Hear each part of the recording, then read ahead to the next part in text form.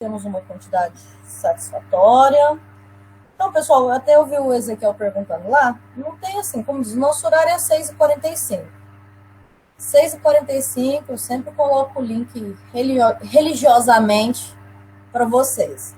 Eu sei que a gente acaba dando esse tempinho aí, 10, 15 minutinhos, para o pessoal entrar, se organizar. Eu sei que muita gente já está ainda chegando do trabalho, é o tempo de estar ali ligando o computador ou se organizando com o celular. Então, acaba que a gente já dá esse tempinho para a gente começar, para a gente iniciar já com uma boa quantidade de alunos, para que não fique muito perdido, cada um assistindo uma parte, cada um pegando uma parte da aula. Aí a gente se organiza bem. Então, só para a gente deixar aqui organizadinho, quem tem o contato aí, vocês viram lá, eu mandei a mensagem agora, parece que o Silvio ele não estava conseguindo entrar, e eu até mandei mensagem para a professora Thaisa, e aí ela falou para liberar, então se alguém tem o contato dele aí, só pedir para ele clicar lá no link novamente, para que consiga ter essa liberação. Só que eu só consigo fazer essa liberação enquanto eu não conectei o slide ainda. Depois que eu conecto os slides, eu já não consigo fazer essa liberação. Mas sempre lembrando, pessoal, o caso dele é específico porque ele estava com problema na matrícula e a professora Thaisa disse que agora está tudo ok. Então, só que demora 24 horas para ativar. No caso de vocês, sempre. Às vezes vocês tentam entrar, não conseguem. Observem sempre se vocês estão logados no e-mail da faculdade. Às vezes dá choque de e-mail, porque às vezes vocês têm outro Gmail, então vocês têm que, muitas vezes, sair, dependendo do tipo de celular, do computador, vocês têm que sair de um Gmail para entrar no outro. O meu, particularmente, aqui, o meu computador, como é mais velhinho, eu não consigo usar o meu Gmail da faculdade ao mesmo tempo. Eu tenho que estar sempre desconectado de um para utilizar o outro, senão eu não entro. Perguntinha, assistiram o filme? Gostaram? Rainha de Catuê? Sim, assisti, foi muito bom. Gostou, Muito emocionante, Paula? Gostei. Legal, né? E aqui em casa a gente juntou todo mundo, porque quando começou o filme eu pensei, esse negócio deve ser chato. Mas aí depois, ao decorrer do filme, todo mundo assistiu e quis assistir de novo, porque foi uma realidade que eu pude presenciar na vida real mesmo. E acabou que meus pais ficou olhando, interessou muito pelo filme, foi muito bom. Legal. Ezequiel, vamos arrumar essa televisão, menino. Vai lá no vizinho, cadê? Vai lá nos meninos assistir na casa dos colegas. Pega uma televisão lá e vamos assistir. É muito legal, Paula. É um filme muito interessante, porque ele retrata bem o que a gente vai estar falando um pouquinho hoje. Hoje a gente vai começar a falar sobre jogos de tabuleiro, jogos de mesa. Então, é interessante a gente compreender, naquela situação, o filme ele é baseado em história real, então, aquele filme é baseado numa história real, então ele conta, basicamente, e ele mostra uma realidade de uma África muito pobre, uma região da África muito pobre, então vocês veem que as condições de sanidade ali, de tudo, é muito baixo. As pessoas não moram, né? Basicamente, elas têm umas taperinhas para conviver ali. Então, uma situação muito, muito fora até da realidade, por mais que a gente passe dificuldade, às vezes, talvez eu não conheço muito a realidade de todos vocês, mas a gente sabe que aquela realidade ali, ela é uma realidade de uma pobreza muito extrema. E o jogo de xadrez, ele entra como um alento, digamos assim, a toda aquela situação sofrida que eles tinham. Então, assim, a gente consegue ver o quanto, quando a gente está falando dos jogos, e a gente começou a semana passada a falar sobre os jogos e brincadeiras populares, né? Ali a gente consegue observar o quanto os jogos, em real, alguns tipos de jogos, podem mudar a realidade das pessoas. Deixa eu colocar a gravar aqui, que eu esqueci. Então, é muito interessante a gente ver aquilo ali. No caso dela em si, mudou a vida dela, mudou a vida da família dela, mudou a vida da família dela inteira, os jogos. Por quê? O jogo de xadrez fez ela e a família dela sair daquela situação de extrema pobreza. Tem uma fala do filme, para quem assistiu, para quem não assistiu, que é muito legal, que é quando o irmão dela mais novo lá, ele está tentando convencer a mãe a deixar ela participar dos campeonatos, né? E aí ele fala para a mãe, falou, mãe, o xadrez para mim me dá mingau. Para ela, pode dar muito mais do que isso. Mas mesmo para ele, por que eles iam lá jogar xadrez? No primeiro momento, eles não iam jogar porque eles estavam gostando. Eles iam jogar porque lá dava comida. Era comida de graça. Ela vai lá no primeiro momento por causa da comida também. Então é muito interessante isso daí. E conta essa história do quanto os jogos, nós enquanto profissionais, o quanto a gente pode mudar a realidade de um local apenas colocando em prática aquilo que a gente conhece, um conhecimento básico. Ele precisava de muito investimento ali, ele precisou de muita coisa para mudar aquela realidade? Não.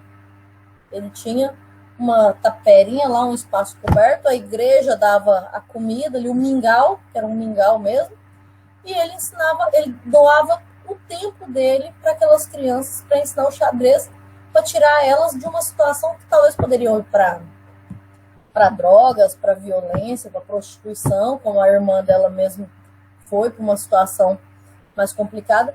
Mas, assim, é um filme bem legal para quem assistiu. Para quem não assistiu, eu recomendo assistir. O filme chama-se Rainha de Catuê. Então, ele conta a história de uma menina que ali aos 12 anos ela começa a se interessar pelo xadrez. E aos 14 ela disputa já o Mundial de Xadrez quase. E ela consegue, ali, de certa forma, vencer, sair de uma situação de extrema pobreza através dos jogos. Então é bem interessante isso daí. É um filme bem legal. Eu sei que acabou tarde, muita gente falou, Fernanda, eu já estava dormindo a hora que o filme estava no meio. Mas, assim, eu sei que foi um filme que acabou muito tarde, acabou já era 00:40, se não me engano, 00:30. Mas valeu a pena. Quem não conseguiu, depois entrem aí, talvez no YouTube tenha, ou baixem ele da forma de stream. Vocês consigam ver. Certinho? Então vamos começar. Então, como a gente já iniciou falando do filme, praticamente a gente já iniciou falando sobre o tema da nossa aula de hoje. Então, relembrando um pouquinho, semana passada a gente falou sobre jogos e brincadeiras populares. Nós vimos essa relação, o quanto ela é importante a gente conseguir manter viva essa tradição de passar de geração em geração os jogos e as brincadeiras. Eles são extremamente importantes, eles têm a sua função dentro da sociedade. O que é característica de um jogo ou uma brincadeira popular? É aquilo que é passado de geração em geração através da oralidade. Os jogos populares, eles são mais reconhecidos por haver algumas regras, porém elas se modificam ou elas trazem situações da realidade de um determinado momento e automaticamente depois ele se tornou uma brincadeira. Então, a gente viu até alguns relatos, né, de algumas pessoas no vídeo, falando sobre esses jogos e brincadeiras, contando um pouquinho do que era. A gente vê que eles se divertem. O simples fato do falar já mostra um pouquinho essa situação. Eu até conversei com vocês a questão de, pessoal, perguntem para os familiares de vocês, pai, mãe, avó, alguém teve essa curiosidade de tentar conversar com pessoas mais velhas em casa sobre os jogos, sobre brincadeiras, o que eles brincavam, se eles brincavam? Tiveram ou não?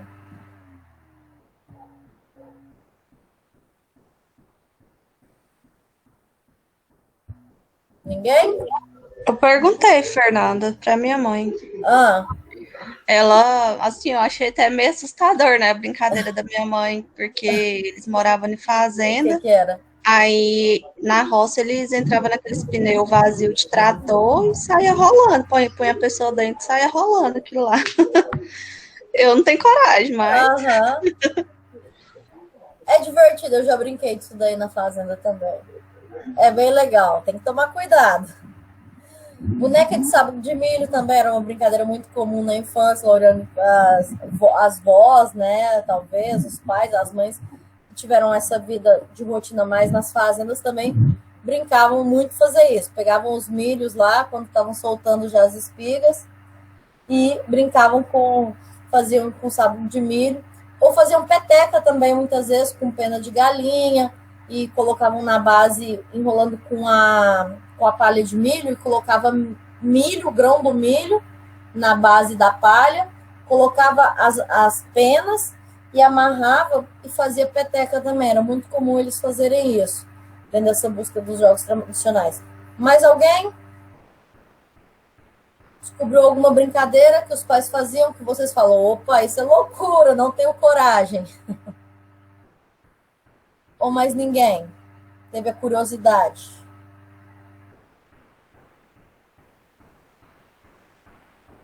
Só a Roberta e o Laurione?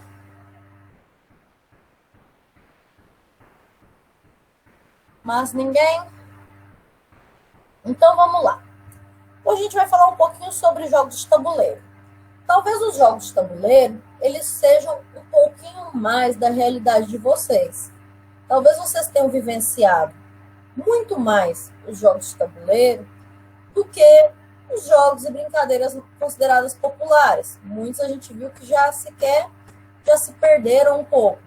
Ou vocês já são de uma geração que os pais não deixavam tanto ficar tão soltos na rua e tudo mais. Talvez não tinham essa vivência mais de fazenda, de roça, de chácaras. Então ficaram mais restritos a condomínios ou dentro de casa mesmo. Então, os jogos de tabuleiro, ele acabou tendo uma boa introdução no mercado e ele se popularizou muito por causa disso. Porque ele é um tipo de jogo que pode ser feito, realizado dentro do ambiente familiar, dentro de casa, sem ter que estar na rua, sem ter que estar em eventos. Então, eles se tornaram muito populares nas últimas décadas. Mas tem também o seu papel importante quando a gente está falando sobre essa questão de jogos. A gente pode estar trabalhando essas conjunturas de jogos populares com jogos de tabuleiro? Sim, a gente já viu lá na adequação das atividades lúdicas às diferentes faixas etárias, essa relação de que os jogos de tabuleiro, em algumas faixas etárias, ele é uma ótima opção para aquelas características. Por exemplo, adultos, adolescentes, idosos, eles gostam muito desses jogos. Quais jogos eu vou realizar? Os jogos que se adequam melhor àquela faixa etária, dentro dos gostos deles. A gente vai estar falando um pouquinho sobre tudo isso. Então, para a gente iniciar, vou colocar aqui só os slides para vocês.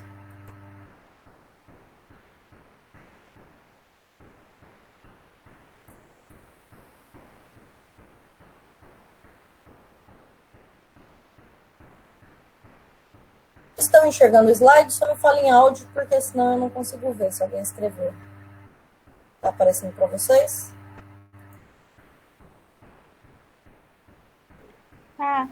Professora. Ok, ótimo então. Então vamos lá, vamos começar então a falar um pouquinho sobre esses jogos de tabuleiro e mesa. Então, qual a característica principal deles? Quando surgiram? Vocês vão entender que, na verdade, eles se popularizaram muito nos últimos anos, mas também eles são muito mais antigos do que vocês imaginam. Mais antigos até do que o que a gente conhece como jogos e brincadeiras populares. Então a gente vai ver que eles são, existe uma natureza aí por trás deles bem antiga. Então, desde cedo, alguns autores eles colocam que o lúdico deve ser inserido na vida da criança. Lembram-se que eu já falei para vocês o que é o lúdico? Lúdico nada mais é do que atividades com diversão.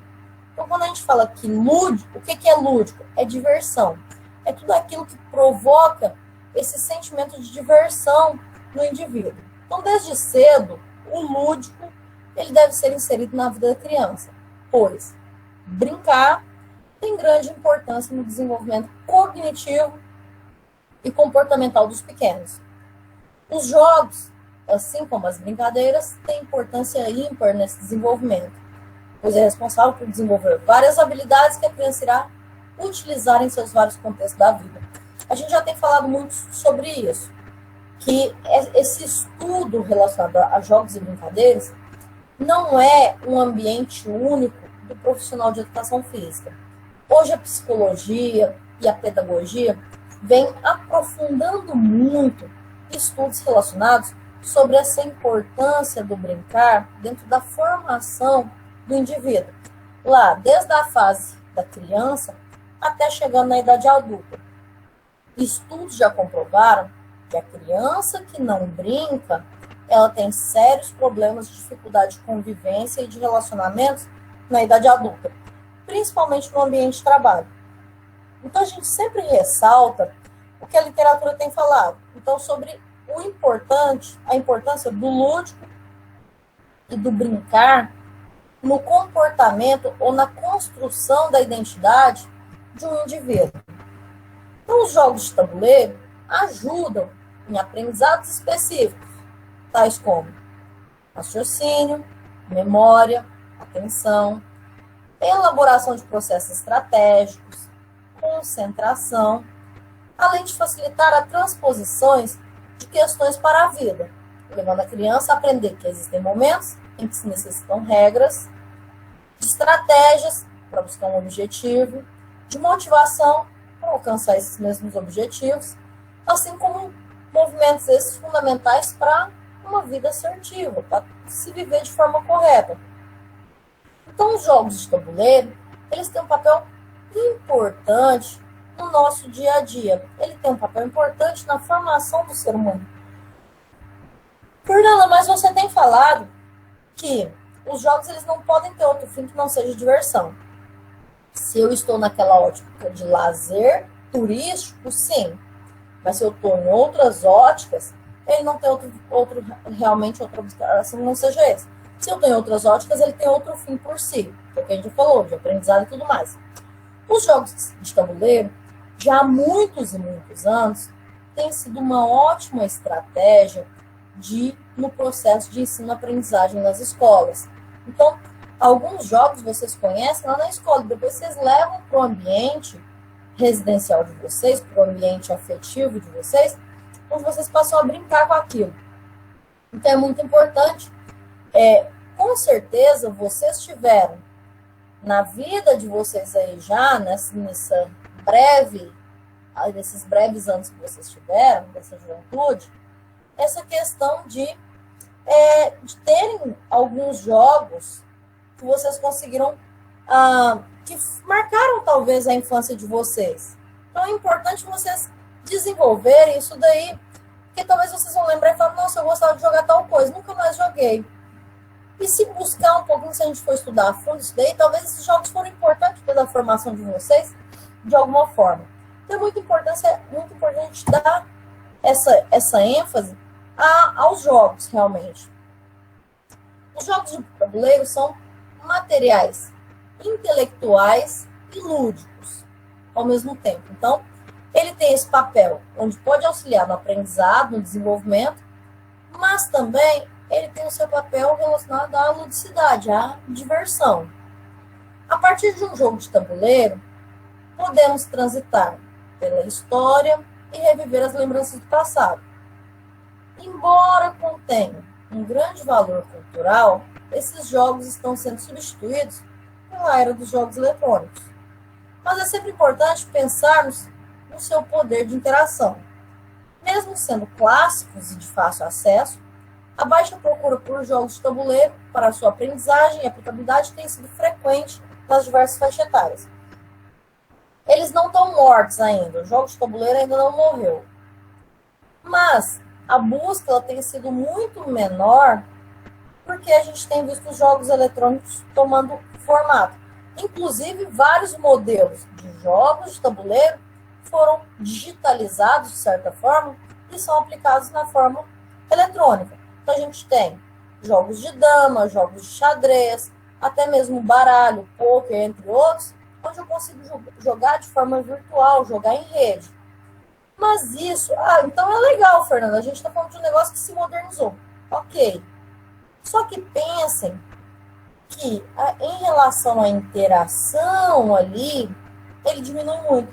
Fernanda, mas se eu estou jogando em rede, eu estou conversando com as pessoas. Eu tô com meu microfone aqui, talvez até com a câmera ligada, mas a forma de interação ela ainda é diferente do tá ali todo mundo reunido, brincando, divertindo. Mas mesmo assim, ele tem sobrevivido, por mais que tenha havido uma baixa procura, os jogos de tabuleiro eles ainda têm sobrevivido e tem sido uma ótima opção. Num primeiro momento, se eu chego para vocês e falo assim, pessoal, vamos fazer jogos de tabuleiro aqui, vocês podem ter um primeiro momento de de diferenciação, assim. Ah, jogos de tabuleiro. Ah, será que vai ser legal? Não, isso é muito chato, isso é não sei o quê. Mas a partir do momento que você começa a jogar, você vai se envolvendo tanto naquele jogo que acaba que você nem vê o tempo passar. Seja ele os jogos de tabuleiros mais clássicos, sejam eles os jogos de tabuleiros que a gente chama hoje de jogos de tabuleiro moderno, sejam os jogos de mesa. O que são os jogos de mesa? Os baralhos, em geral, alguns outros tipos de jogos. Então, a gente vai estar falando um pouquinho sobre todos eles. O jogo, ele é social. Isso é importante, a gente sempre ter em mente. O jogo é social. Ele promove encontro de pessoas. Ele promove essa situação de troca entre as pessoas. Então, o jogo é social, quando estimula os indivíduos a se relacionarem entre si durante as partidas. Um jogo de tabuleiro, num jogo de mesa, em geral, que são os baralhos, entre outros, as pessoas conversam, obrigatoriamente, elas têm que conversar entre si. Obrigatoriamente, elas se relacionam. Então, por isso que é considerado um jogo social. Então, tem as suas regras, tem os seus limites em relação ao seu adversário, porque todo jogo ele é de regra, lembra-se disso. Porém, ele tem esse papel social muito importante. A área afetiva... Professora? Sim. Uma dúvida. No caso, o bingo ele entraria nos jogos de mesa? De mesa? Sim. Sim? Sim, se não senhor. é porque eu tenho uma atividade do estágio lá com a Kátia, aí eu tava na dúvida se ele entraria. Você tem que ter jogos de mesa. No meu caso, é o jogo de salão. Jogos de salão. Isso, só que aí por conta da pandemia não pode ter contato nem nada, né? E tem que pensar bastante aqui para poder realizar alguma atividade. E aí você vai realizar ela de forma... Apenas você vai dizer qual atividade ou você tem que realizar ela na prática? Tem que realizar ela na prática. Mas, por exemplo, se for fazer o bingo, você tem que filmar o bingo ou você vai fazer um bingo online? No caso, no meu caso, vai ser presencial. Ah, vocês vão fazer presencial. Isso, aí não pode ter o contato lá na hora, nem nada, e por isso ficou meio difícil, porque igual tem o baralho, a dama, o xadrez, não pode realizar nenhum deles, né? Aí eu pensei... pode, só que tem que ter uma distância maior entre eles, porque geralmente a nossa distância é o tabuleiro, né? É isso. Então fica mais próximo. Aí, não, mas legal. Porque o outro eu consegui bolar aqui, no caso eu faria tipo a questão do tabuleiro, só que seria peça humana, né? Peça humana, você pode fazer o jogo da velha. Ah, verdade. O jogo da velha é legal também com peça. Você pode fazer com os bambolês. Os meninos que tiveram aula de aprendizagem de controle motor comigo lembram o que a gente fez, né? Eu já vi como funciona. Eu tenho também que os bambolês que dá pra realizar. Você pode fazer, coloca os bambolês como a marcação do jogo da velha. E a gente até quando a gente fez com os coletes vermelho e colete verde. Aí ia lá, corria, colocava, e aí não tem esse contato. Você faz de longe também, consegue fazer isso daí também. Outro que você pode fazer também é um jogo de tabuleiro, de mesa, que é considerado jogo de tabuleiro e mesa, também é o cara a cara. Só que você teria que comprar o joguinho, né, pra fazer. O cara a cara você pode... Lá na escola onde eu trabalho eu sei qual que é. Tem o cara a cara? Uhum. Ele é legal, porque o cara a cara você consegue colocar numa distância maior. Distância de 2 metros entre um outro, sentadinho lá, e brincar com o cara a cara. O cara a cara também é uma opção bem legal. Que eu não sei se a professora Kátia estipulou idade, por exemplo? Não. Não? Então, aí vocês podem fazer, como disse, você tem várias opções para você fazer que são bem legais. Jogos de mesa e tabuleiro. Então, o ideal é isso daí. Mas pensa nisso, o bingo ele pode entrar sim, como opção de jogos de mesa. Ah, entendi. Certo, então, obrigado. Ele é um jogo de salão, tranquilamente. Então, vamos lá. Então, dentro da área afetiva, os jogos, por exemplo, ele ocorre no respeito, avisa ao colega. Então, automaticamente, quando você está jogando um jogo de salão e mesa, você tem que esperar o respeito à vez do colega. Se é de sorteio, você tem que esperar a sua vez de jogar o dado, se tem um dado. Se é um jogo de xadrez ou de dama, você tem que esperar o seu colega jogar para depois você jogar. Você não pode fazer, eu vi uma jogada que eu quero fazer agora. Não, você vai esperar a sua vez. Então, esse tipo de aprendizado, mesmo na relação social, a criança, ali ela vai começar a aprender limite, ela vai aprender um pouquinho a regra. ela tem respeito à vez do colega. Então, durante a partida, bem como no saber ganhar e saber perder, compreendendo que essa prática é inerente ao jogo e que aquele que ganha nem sempre é o melhor do que aquele que perde. Os jogos, eles são muito interessantes para a gente trabalhar isso também com as crianças. Quando a gente tem uma turma, por exemplo, às vezes se vocês estão na licenciatura, vocês estão trabalhando lá em jogos de iniciação esportiva com eles, você tem 1, 2 alunos, 3 alunos ali, ou um grupinho, que é aqueles que não aceitam perder de jeito nenhum, principalmente para os meninos que estão fazendo a licenciatura. Vão para a escola, isso é muito comum acontecer. E aí você tem aqueles grupinhos que não aceita a derrota, e quando vê que começa a perder, ou para de jogar, apela e sai do jogo, ou desmancha ali o jogo e tal. E aí a gente traz esses jogos de tabuleiro e a gente começa a mostrar, primeiro que eles vão ser obrigados a respeitar a vez, vão ter que respeitar.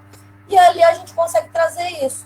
Que nem sempre aquele que está melhor no jogo, ele vai ganhar.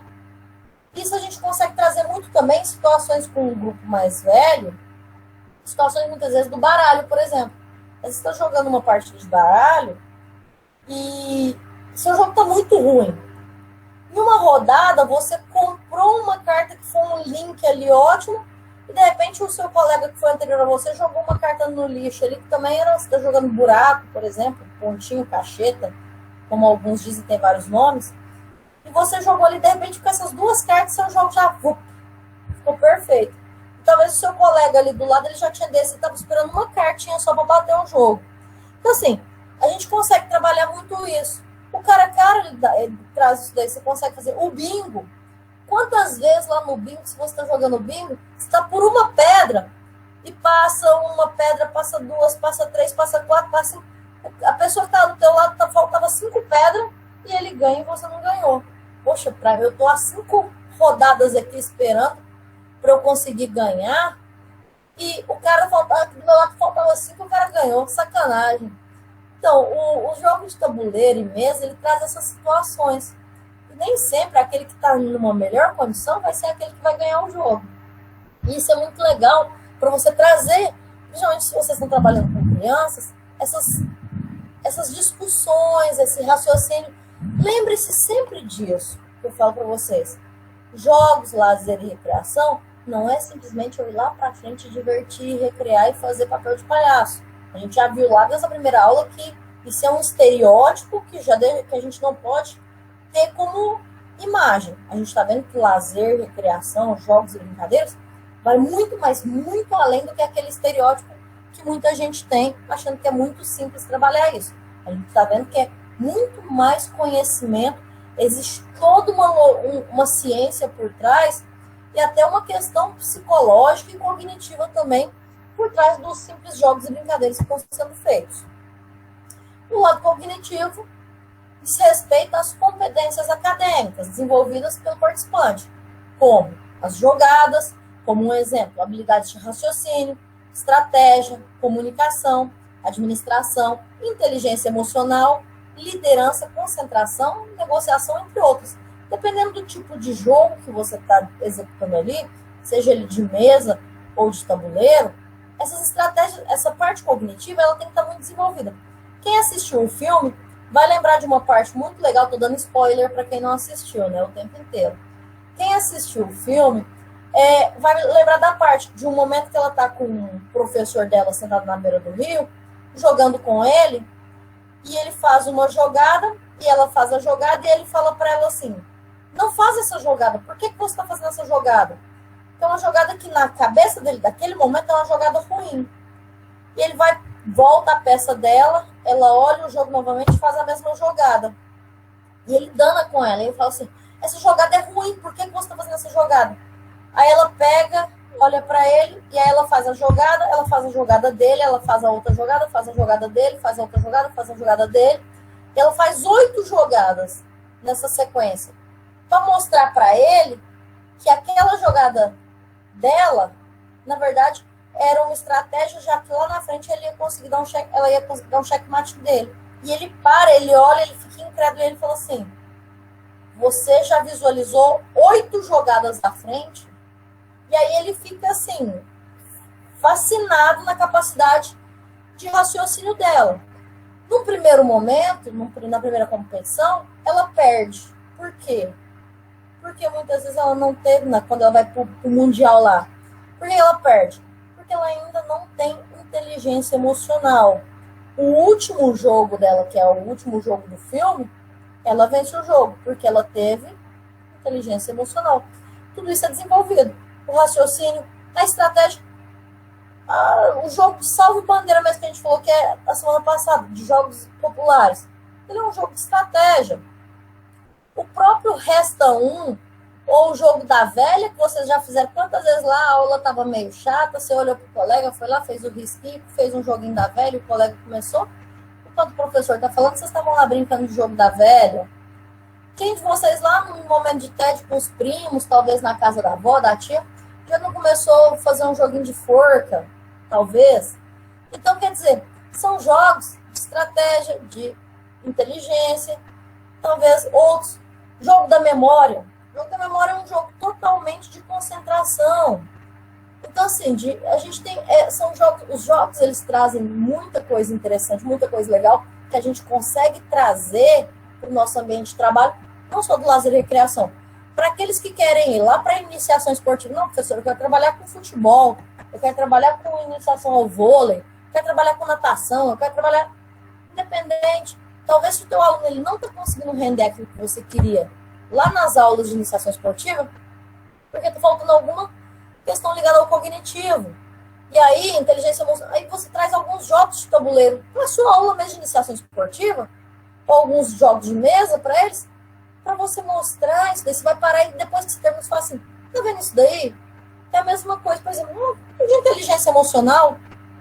E aí você jogou lá com a criança, falou, viu como você conseguiu sair dessas situações, problemas no jogo? Você gostou de jogar? Gostei, quero. Porque ele começa a desafiar os amiguinhos, uma vez ele ganha, o outro ganha. Aí você traz lá para sua situação, talvez é o futebol. Você fala, tá vendo? É a mesma coisa quando ocorre uma falta. Vocês têm que pensar na melhor estratégia de passar a barreira. Você está vendo que você está marcado, que a barreira está muito bem fechada, por que você vai chutar na barreira? Porque você vai trazendo essas situações, até mesmo lá de inteligência emocional, de concentração, para as modalidades esportivas, para as outras áreas da educação física mesmo que nós temos. Então é bem interessante discutir isso daí.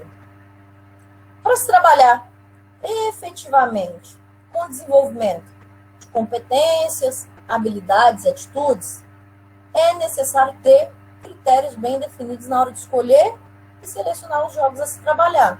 Então, como eu citei o exemplo agora para vocês, se eu estou trabalhando fora dessa área de lazer, por exemplo, lazer turístico, que é apenas o divertir, se eu tenho um objetivo por trás, que é fazer com que as crianças ou adolescentes ou adultos que eu vou trabalhar, ou idosos, ele adquira competências e habilidades e atitude, se eu quero melhorar a questão cognitiva dele, se eu quero melhorar a questão de afetividade dele, de relação com as pessoas, se eu quero que ele tenha um espírito maior de liderança, que ele tome frente das coisas, eu tenho que buscar jogos específicos que vão trabalhar isso. Então, eu tenho que saber escolher qual jogo. Deixa eu só ver um negócio aqui. Quem tá aqui?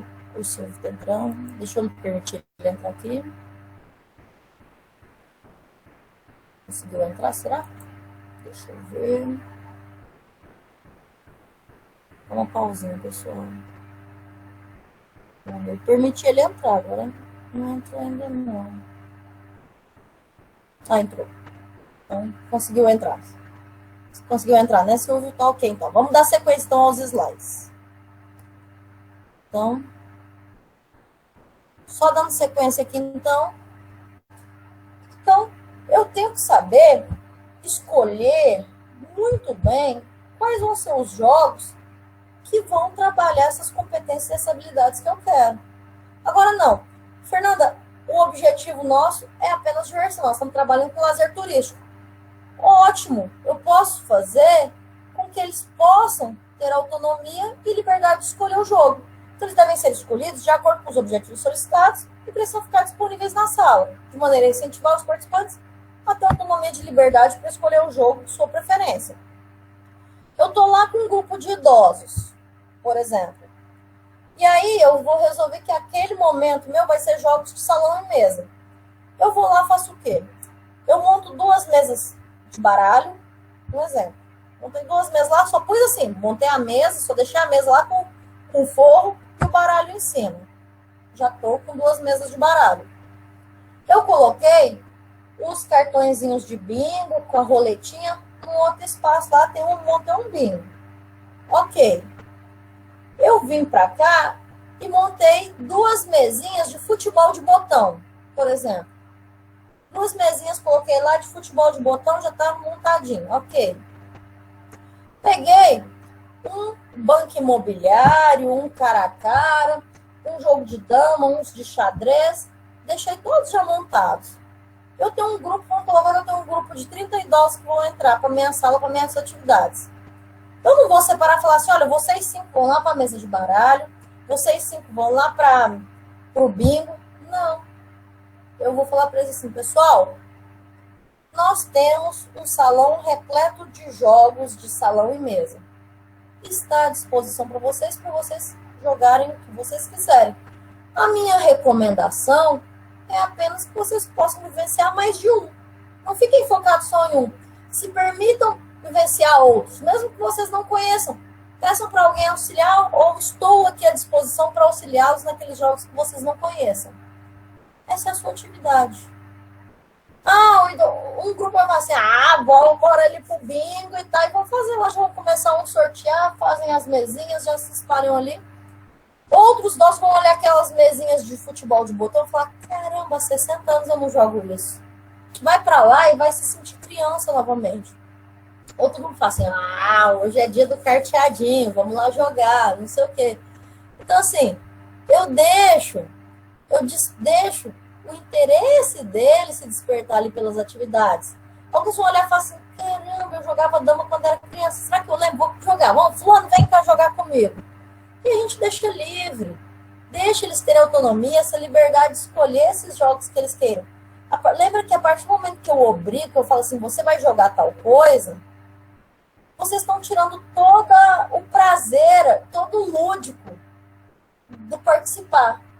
Então, sempre se vocês vão trabalhar isso, coloquem algumas opções, várias opções, e deixem livre para a escolha. Para que eles possam escolher aquilo que vai ser de maior interesse deles. É bem legal isso daí. Teixeira 2008 comenta que antes do século XIX, o jogo era visto como algo fútil. Então, até início do século, até o fim do século XVIII, ali, 1700 e alguma coisa, 1800, era visto como o jogo era algo fútil e oposto ao trabalho. Então, era visto como, quem joga é vagabundo, quem gosta de ficar jogando é vagabundo, quem jogava tabuleiro é mesmo. Depois disso, contudo, após esse período, com o renascimento cultural e científico, as formas de pensar sobre o mundo e o universo ganharam novos rumos, levando ao nascimento de uma tendência de encarar o jogo sob 2 óticas complementares. Então, depois do renascimento cultural e científico, o jogo ele passou a ser visto de 2 formas muito importantes. A primeira, relacionada à ludicidade, que é aquela que está relacionada diretamente ao lazer, e a outra, relacionada à educação, que aí é a busca daquelas competências cognitivas, afetivas, então, na busca dessas habilidades. Então, nós temos 2 óticas muito específicas relacionadas aos jogos de tabuleiro. O primeiro, relacionado à ludicidade, que é o jogo por si só, apenas com a visão da diversão mesmo, e a outra com uma visão mais educacional, aonde eu busco não só a diversão, mas através da diversão é que eu vou ter o meu processo de ensino-aprendizagem sendo exercido de uma forma mais amplificada. Então, passando a ser objeto de estudo de diversas teorias relacionadas à área da psicologia e da educação, como eu falei lá atrás para vocês. Então, os jogos, as brincadeiras, essa questão da ludicidade, ela é uma área de estudo extremamente interessante e ela é uma área de estudo extremamente importante para a psicologia e para a educação. Então, não é uma área de estudo relacionada apenas ao profissional de educação física. Ela está ligada a tudo. Porém, o profissional de educação física, ele é aquele que trabalha com as duas óticas de uma forma muito completa. Nós trabalhamos na ótica só da ludicidade, quando a gente está em situações de recreação, naqueles ambientes que a gente já falou, quando a gente está ligado ao lazer turístico, assim como a gente também está ligado ao setor educacional, quando a gente está utilizando de jogos para gerar algum tipo de aprendizado, seja ele lá na licenciatura, seja ele mesmo no bacharel no processo de ensino-aprendizagem de modalidades esportivas, como escolinhas de iniciação esportiva. Então a gente vai utilizar dele o tempo inteiro. Por isso que a gente estuda tanto isso daí, por isso que a gente fala tanto, como lá no início, como eu falei para vocês, Marcelino ficou fascinado, dizendo, caramba, isso é uma área que tem que ser estudada pela educação física. O profissional de educação física é aquele que está mais preparado para trabalhar isso. A psicologia, ela fica muito focada nas questões afetivas ali, psicológicas, ligadas ao que esse jogo e essa brincadeira pode trazer de benefício para a criança, para o indivíduo. A educação, ali a pedagogia, ela está muito mais preocupada se a aprendizagem que tinha por trás daquele jogo, ela foi adquirida. Já nós da educação física, não, a gente está trabalhando no completo, nos dois. A gente quer que as pessoas se divirtam, e a gente quer diversão realmente, a gente vai proporcionar diversão através desses jogos, mas em alguns momentos também a gente quer a diversão em conjunto com esse aprendizado. Então é muito interessante isso daí. E aí eu volto a falar aquilo que o Marcelino sempre diz. Caramba, isso é uma área da educação física muito completa. Vygotsky, que é um dos maiores pensadores da área da psicologia e da educação, destaca a importância de jogos e brincadeiras no aprendizado, afirmando que o lúdico influencia enormemente o desenvolvimento da criança. Não só Vygotsky.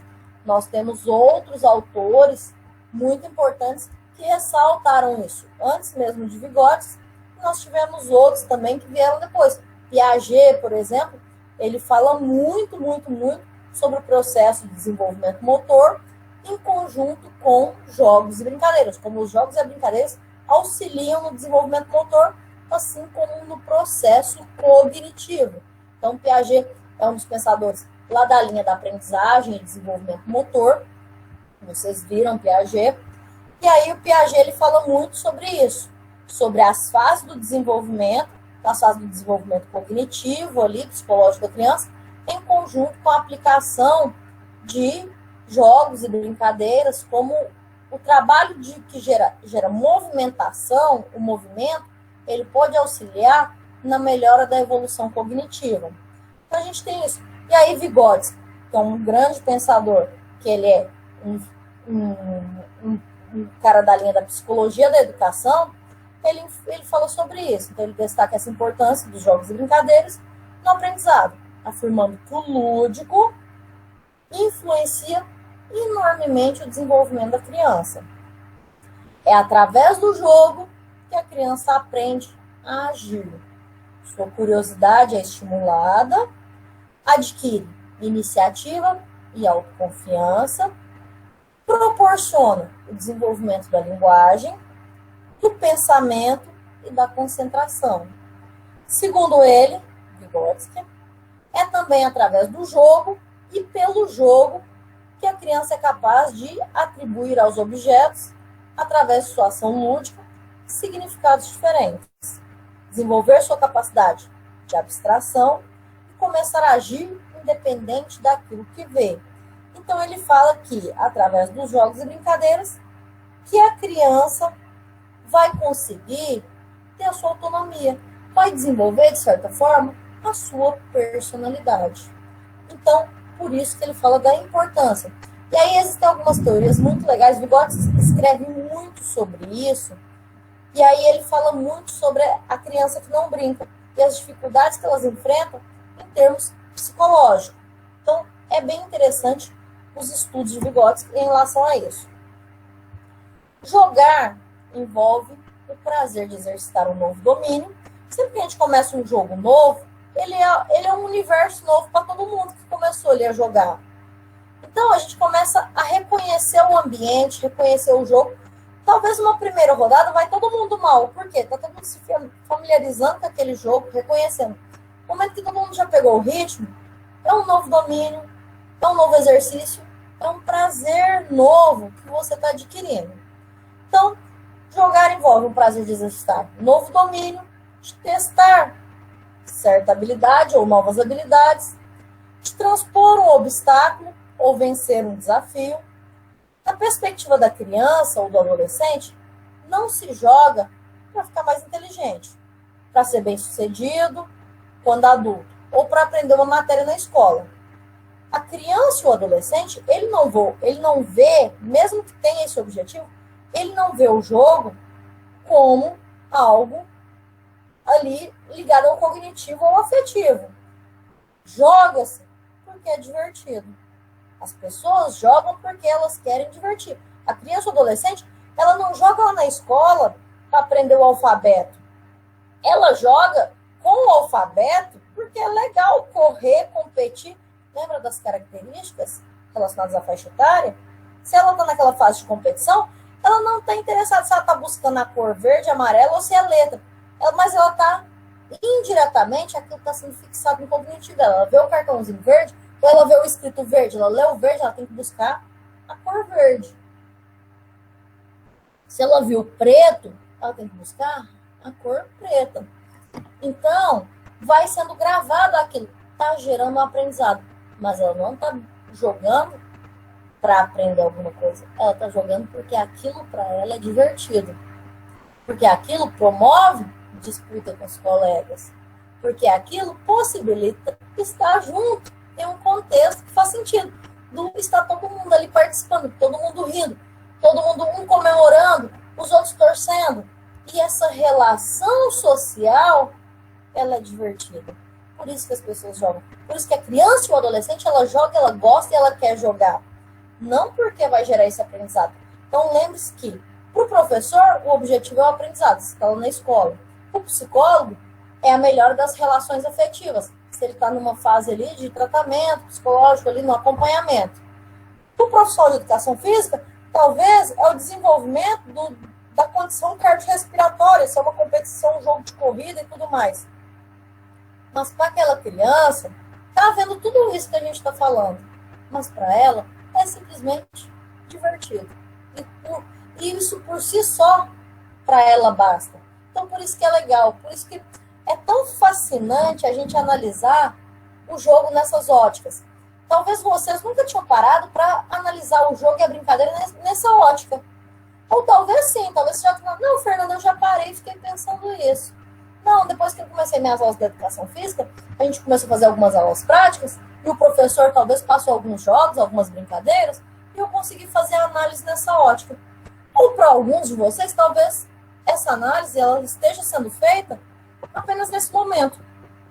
Possivelmente, aqueles de vocês que estão nesse acompanhamento, digamos assim, comigo, nessa ótica, vocês talvez estejam pensando falando assim, caramba, agora eu vou começar a ver os jogos e brincadeiras de uma forma diferente. Quando eu ver alguém jogando na rua, quando eu ver algum jogo ou alguma brincadeira na escola, em qualquer ambiente, eu vou conseguir enxergar numa ótica diferente. Observando, opa, isso traz uma interação social legal.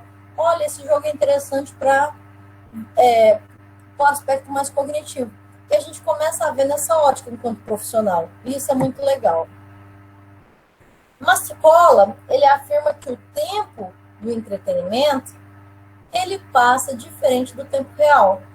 Quantos de vocês talvez gostavam de jogar lá na rua e falavam para a mãe assim, não, eu vou ali brincar de golzinho, vou brincar de bola ali de pique-esconde, de pega.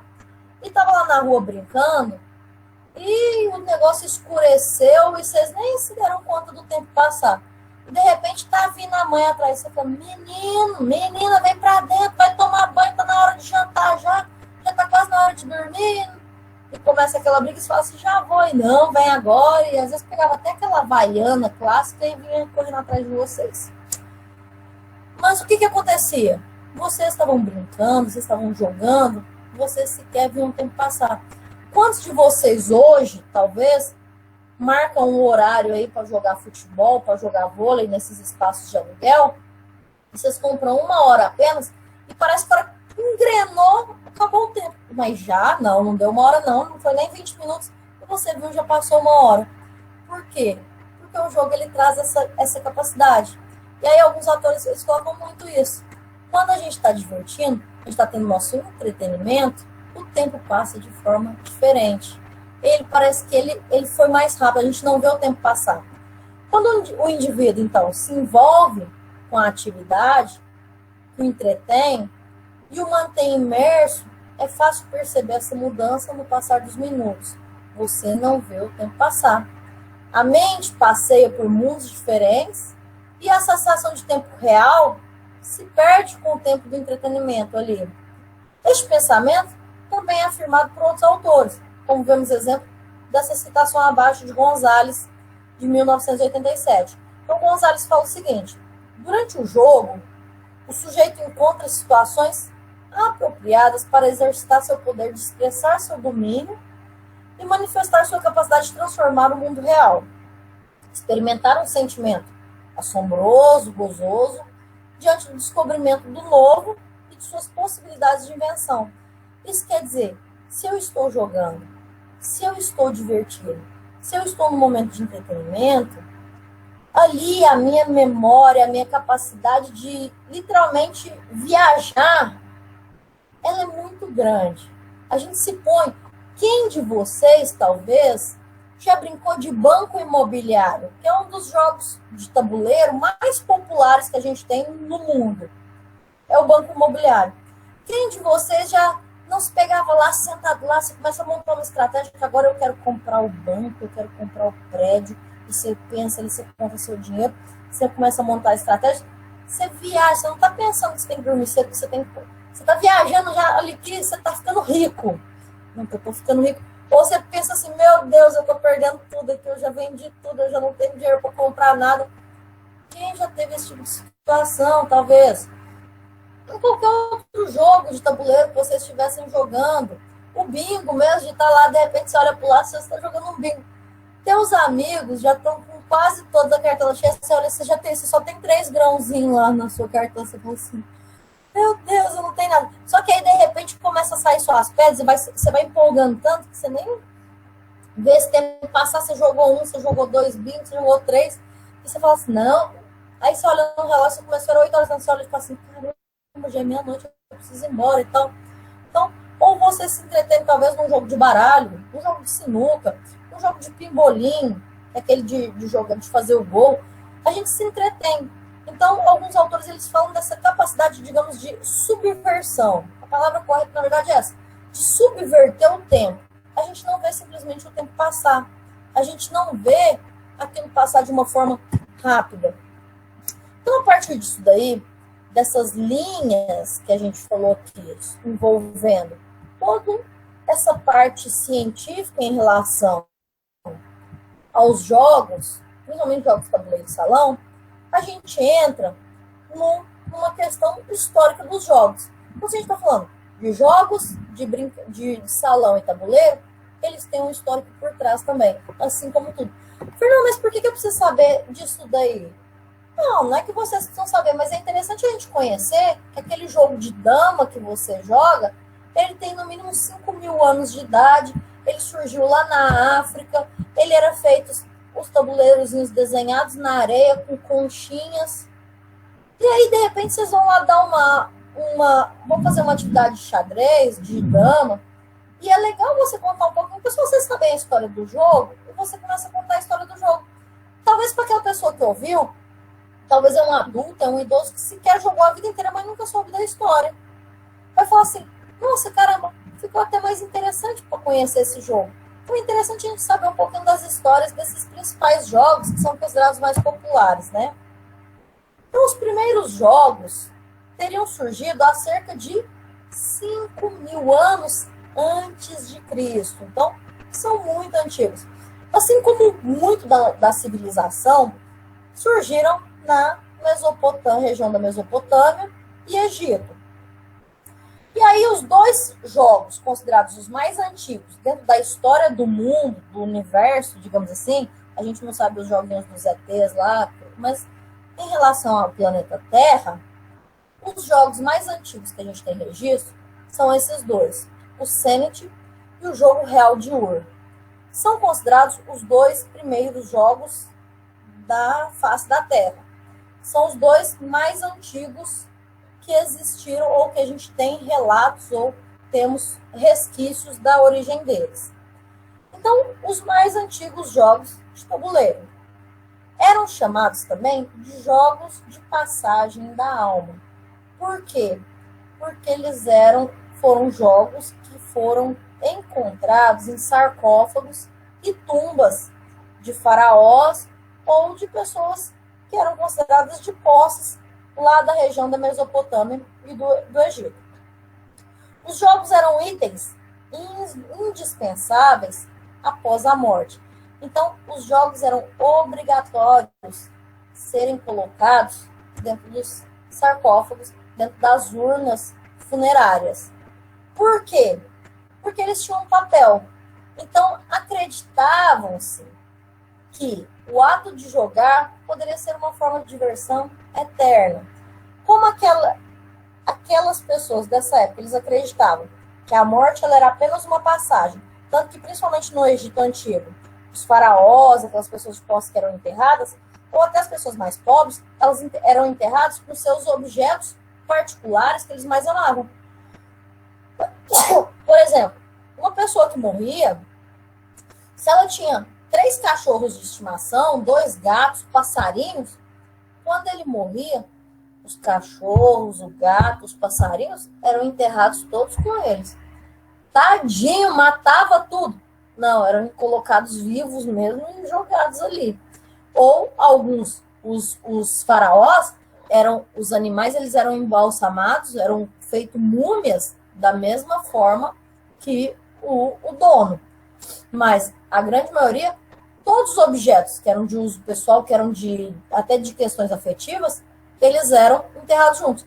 Existem alguns relatos de alguns grandes reis na região dos Vales dos Reis, no Egito, onde se encontrou o faraó, em conjunto com a tumba, todas as esposas que ele tinha enterrado em conjunto. Quer dizer, era uma visão que eles tinham de que aquilo, tudo que era pertencente a eles, de certa forma, tinha que ir com eles para fazer essa passagem para outra vida, para que eles chegassem na outra vida e tivessem tudo isso.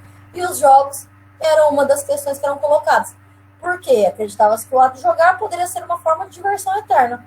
Assim, segundo a tradição mesopotâmica, os jogos pertencentes aos falecidos eram enterrados juntamente com seus bens pessoais, salvando-lhes do tédio infinito. Cheguei lá no outro lado, tá muito chato isso aqui, cadê meu joguinho? Alguém enterrou meu joguinho. Opa, meu joguinho tá aqui, deixa eu arrumar alguém para jogar comigo então, que meu joguinho veio pro outro lado. Mais ou menos isso daí. Então, pensem o quanto esses jogos eles são antigos. Então, nós temos os dois principais. Quando se fala quais os jogos de tabuleiro mais antigos que se tem registro, são os dois. O Senet e o jogo real de Ur. Aqui nós temos o modelo do Senet. Então, o Senet teria sido o primeiro jogo de tabuleiro da história, até mesmo primeiro que o jogo real de Ur. Então, o Senet ele teria sido o primeiro jogo de tabuleiro da história. Ele ainda é jogado naquela região do Egito, do Cairo, lá, ainda é. Mas aqui o que é? Ele tinha os escritos daquela época, né, os hieroglifos, com algumas sinalizações. Então, ele era talhado na madeira.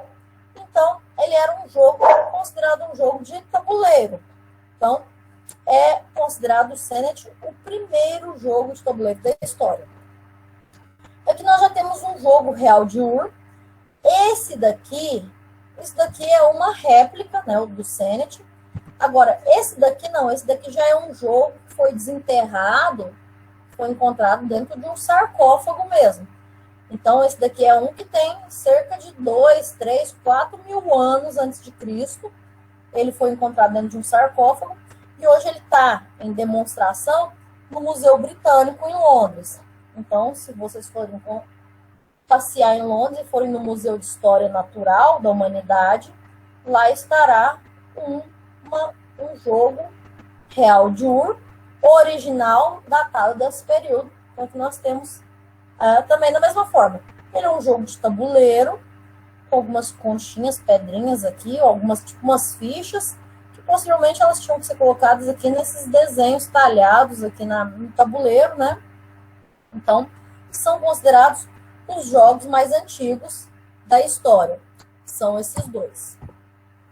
A partir do ano 31, a partir do ano 31 a.C., através da Rota da Seda, a principal fonte de troca comercial e cultural da época, à medida em que entraram em contato com os povos, a partir do momento que começa a Rota da Seda, os povos começam a trocar experiências, vivências, a se conhecerem, as culturas começam a se misturar.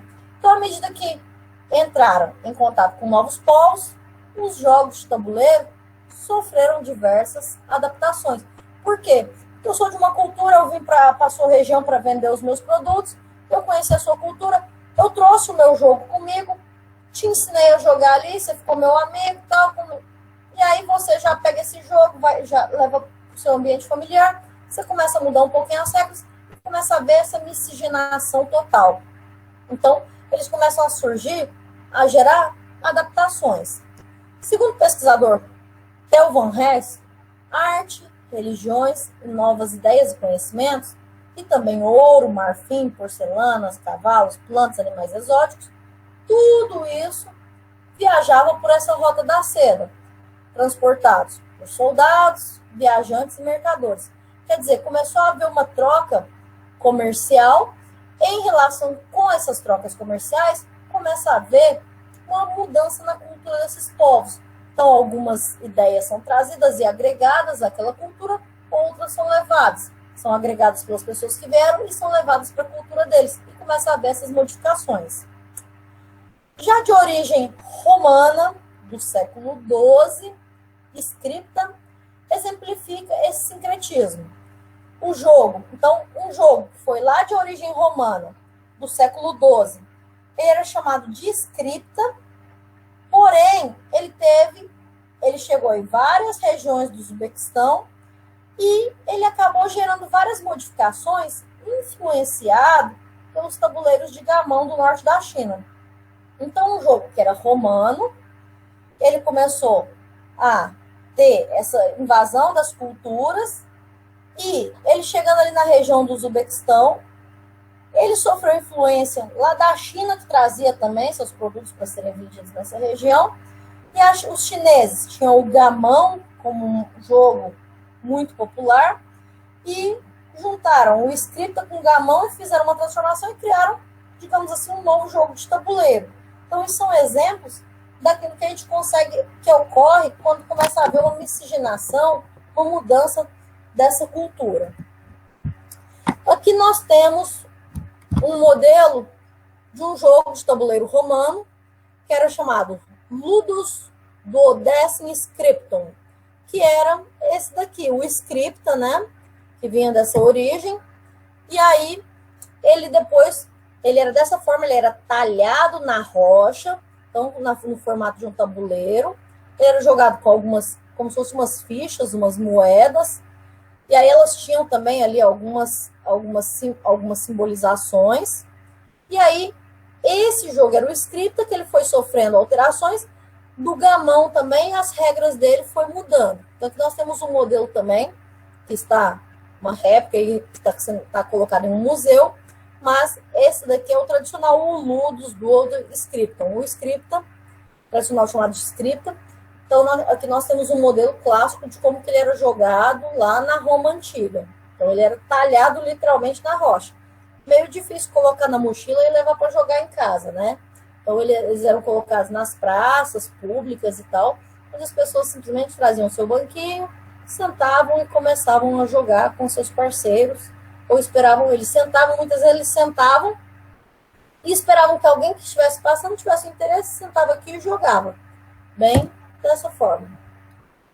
Outro jogo que parece ter sofrido modificações ao tomar contato com novos grupos sociais foi o chaturanga, ou possível precursor do xadrez.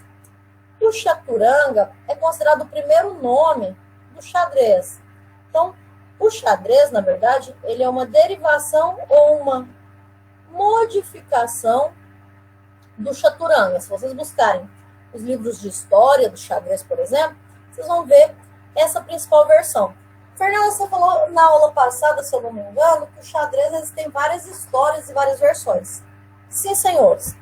Existem várias visões, ou existem vários registros que já encontraram de jogos de tabuleiro muito parecido com a estrutura do xadrez e o formato, com as peças, em outras regiões do mundo que não se tinha esse contato. Mas, se vocês pegarem o livro de xadrez, não, eu quero aprender xadrez, vou comprar um livro de xadrez, eu quero ler sobre o xadrez, eu quero conhecer um pouco mais, a história que é mais confiável, de certa forma, é essa, do chaturanga, que era uma modalidade derivada ali da Índia, onde as peças representariam as 4 divisões do exército. A infantaria, que eram os peões, a cavalaria, os cavalos, elefantes, que eram os bispos, carruagens, que eram a torre. Então, a visão deles é que foi criado como? E aí nós temos 2 visões ainda da história indiana. Uma primeira versão da história indiana é que ele foi criado como um tabuleiro de estratégia de guerra. Por isso que eram a infantaria, a cavalaria, os elefantes e as carruagens, onde eram colocadas essas peças no tabuleiro e se criava a estratégia para atacar o inimigo. Então, uma primeira versão nós temos em relação a isso, que foi criado por generais, digamos assim, dos exércitos, para montar-se estratégia de ataque. A outra versão, uma versão mais romantizada, é de que um rei na Índia, onde era muito amado pelo seu povo, ele teve um filho, o filho mais predileto dele, o filho que seria aquele que iria herdar sua coroa, de certa forma. Esse filho, ele foi morto numa batalha, numa guerra, numa batalha, e esse rei ficou muito depressivo, muito triste, que não queria mais sair do seu quarto. O povo, muito preocupado com ele, um súdito, muito preocupado, quis tentar criar um jogo onde o rei pudesse voltar à sua alegria, entreter, e criou-se, então, esse jogo de estratégia e de raciocínio. Então, tem essas 2 visões, uma mais romantizada, a outra vindo dentro daquilo que a gente tem falado, assim, de estratégias de trazer situações da realidade para o jogo. Mas, em geral, independente, por exemplo, nós temos tabuleiros encontrados, por exemplo, no Egito também, onde o tabuleiro é muito igual, o que muda são as peças que são diferentes. Em vez de elefantes, são camelos, em vez de cavalos, são crocodilos. Então, assim, tem algumas versões que são... Pode ser que chegou-se nessa troca de produtos, mas eles quiseram adaptar também digamos assim, as peças àquela realidade daquela região. Isso pode ocorrer também. Porém, através do contato com a cultura persa, o jogo se espalhou pelo oeste europeu por volta de 1000 a 1100 anos depois de Cristo. Mas essas regras de xadrez atual, essas que a gente conhece atualmente, elas foram definidas em 1475. Logo ali, foi há pouco tempo atrás. Essa regrinha que a gente joga hoje, de peão, anda a casinha para frente, de torre na diagonal, em cavalo só anda em L. Essas regrinhas básicas que a gente sabe hoje no xadrez, elas foram criadas logo ali, em 1475, onde o vencedor é aquele que consegue deixar o rei adversário sem escapatória da morte, o checkmate. Então, essas regrinhas foram definidas ali em 1475. Aqui nós temos um registro, por exemplo, de um jogo de xadrez realizado pelos templários. Então, é uma pintura que foi encontrada, uma gravura, na verdade, que foi encontrada num livro chamado Livro dos Jogos, Livro de los Juegos, um livro dos jogos, datado de 1283. Então, lá em 1283 já tinham pessoas publicando livros sobre jogos.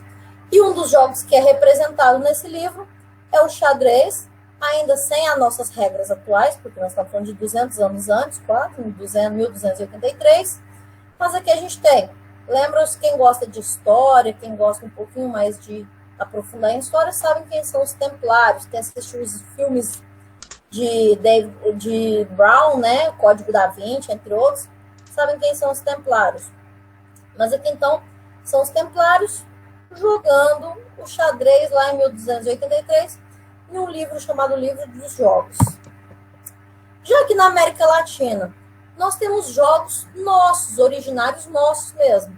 Então, aqui na nossa América, nós temos um jogo chamado, muito tradicional, chamado Jogo da Onça. O que era o Jogo da Onça? Era um jogo que fazia parte da cultura de algumas tribos indígenas brasileiras. Quando os portugueses chegaram no Brasil, começaram a invadir nossas terras, começaram a encontrar as tribos indígenas, os índios já jogavam esse jogo. Poxa, é muita sacanagem a gente pensar nisso, né? A gente tem tantos jogos aí de origem índia, chinesa, romana, e olha aí, ó, um jogo que é literalmente, popularmente brasileiro, a gente mal conhece. O Jogo da Onça é um jogo que não é nada popular, digamos assim, na nossa cultura. Possivelmente, se brincar, ninguém de vocês nunca nem tinha ouvido falar dele. Mas ele era um jogo que era popularmente, culturalmente jogado pelas tribos indígenas. Porém, esse jogo também ele foi encontrado entre os bororós no Mato Grosso, os índios bororós, onde é conhecido como jogo adugo, bem como entre os Manchineri, no Acre, os Guaranis, em São Paulo, mas provavelmente, dentro de um estudo realizado com todas essas tribos indígenas, e esse jogo ele vem passado, provavelmente a origem desse jogo, ela é inca, das tribos incas que viveram nessa nossa, principalmente na nossa região amazônica, há muitos e muitos anos, bem antes dos portugueses pensarem em descobrir o Brasil. E aí, Fernanda, mas os incas não estão lá no Peru? Não necessariamente. A gente sabe muito pouco ainda sobre a população inca. O Peru, ele é famoso pelo povo inca, porque nós temos lá as grandes pirâmides incas, todos os restos históricos, digamos assim, da população deles, mas lá é apenas uma parte de tudo que se tem. Estudos até muito recentes nessa linha de antropologia, de conhecimento, a gente tem encontrado, alguns estudiosos têm encontrado até algumas pirâmides muito parecidas com as astecas, e até mesmo com as maias e as incas, na região amazônica mesmo, na divisa, até porque a Amazônia não é só brasileira. Vamos lembrar das aulas de geografia, né? A Amazônia, ela tem a sua maior porção no Brasil, mas a Amazônia, ela se esvai nas divisas brasileiras, entrando para o Peru também, para a Venezuela e para outros países que fazem a fronteira, assim como as Guianas e tudo mais. Então, a região amazônica tem muito ainda que se conhecer em termos de antropologia. Há poucos anos descobriram-se, por exemplo, na região amazônica, bem próximo a Manaus, algumas ilhas suspensas. O que são ilhas suspensas? Ilhas lá no meio da mata mesmo, que foram de origem humana, construção de origem humana, mas datadas aí para mais de 2.000 anos, a construção através de análise. Então, quando a gente pensa nisso, o Jogo da Onça, ou adugo, como é chamado por algumas tribos, ele é muito antigo e faz parte dessa cultura. Então, tem uma origem possivelmente inca. Esse jogo tem como objetivo capturar as peças do jogador, deixando o adversário sem possibilidade de movimentação. Bem parecido com o jogo de dama. Então, aqui é um pequeno esboço de como que era. Então, o jogo da onça, que era como se fosse uma dama, onde você tinha que ir dos tabuleiros e você tinha que tentar pegar a peça do teu colega, lá do teu jogador adversário. Alguns séculos mais tarde, após o período da Revolução Industrial, e aí a gente lembra que a gente já falou um pouquinho da Revolução Industrial, quando a gente falou sobre o primeiro registro relacionado ao lazer, o Manifesto da Preguiça, houve uma grande difusão dos jogos de tabuleiro. Então, com a possibilidade da produção em massa. Alguns pequenos fabricantes começaram a produzir versões dos jogos clássicos e novos jogos para atender a demanda da classe média emergente, principalmente nos Estados Unidos e Europa. Bom, a gente tem a Revolução Industrial. Então, após a Revolução Industrial, as empresas, as fábricas começam a tomar uma probabilidade muito grande de produção. E aí começa a haver uma abertura de mercado muito grande. A popularização dos centros comerciais, dos mercados, de produtos diferenciados, de um mesmo produto de formas diferenciadas. E com isso, começa a ter um pouco mais, os donos de empresas começam a ter um pouco mais noções de empreendedorismo ou no que investir. Eles começam a observar que as pessoas gostam de jogos. E aí alguns começam a criar fábricas simplesmente para a produção de jogos de tabuleiro. E esses jogos de tabuleiro, eles caem no bolso da família. As pessoas começam a comprar esses jogos para se reunir nas casas e jogar em família. Então isso se torna muito popular, principalmente na Europa e nos Estados Unidos. E as fábricas, cada vez mais, não passaram a produzir apenas esses clássicos que a gente teve, o xadrez, a dama, entre outros, e o gamão, entre outros. Eles começam a criar novos jogos. Começam a pensar, como é que eu posso criar um jogo? E eles começam a criar novos jogos, começam a ter uma equipe de criação, e aí esses jogos aí sim passam a se popularizar, porque eles passam a ser vendidos em massa. Então, até antes da Revolução Industrial, esses jogos, de certa forma, eles eram considerados jogos populares também, eles são até hoje.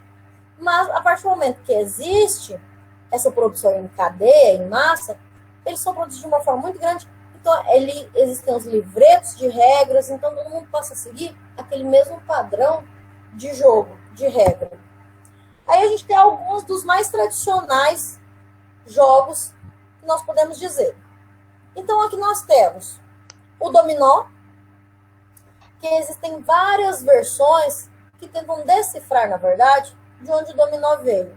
A gente não sabe dizer ao certo o local correto, mas nenhuma delas até hoje pode ser confirmada. Existem várias versões, mas nenhuma delas conseguiu ser confirmada. Acredita-se, porém, que ele tenha surgido na China, inventado por um soldado chamado Hung Ming, que esse soldado teria vivido entre os anos 243 aos anos 181 a.C.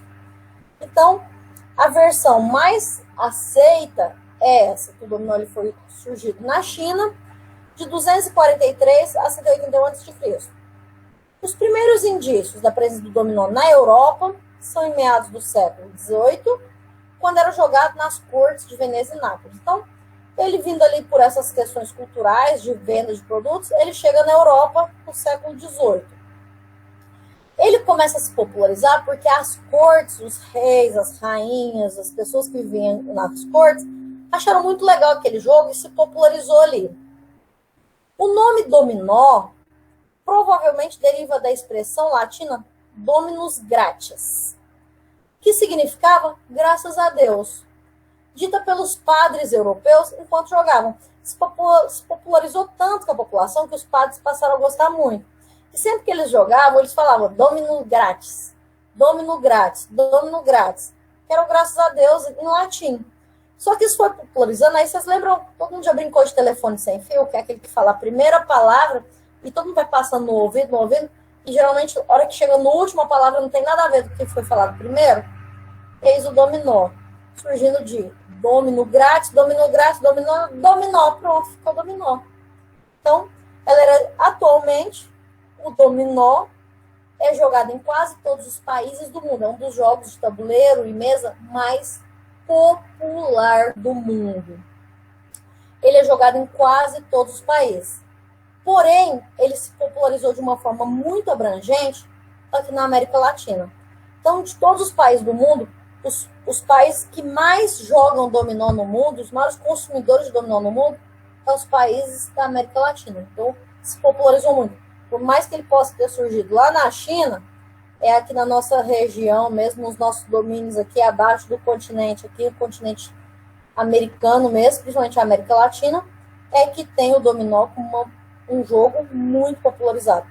Possivelmente todos vocês, em algum momento da vida de vocês, já jogaram um dominó. Então, são as pecinhas, onde cada um recebe uma quantidade, e vamos colocando as combinações. Conforme alguém vai colocando a pecinha, colocou o 4. Eu posso colocar o 4 de cá, ou eu posso vir do lado de cá, se eu tenho um aqui, eu coloco um. E quem acabar com as pecinhas primeiro é o campeão daquela rodada. Depois do dominó, nós temos como outro jogo extremamente popular e muito antigo, é o jogo da velha.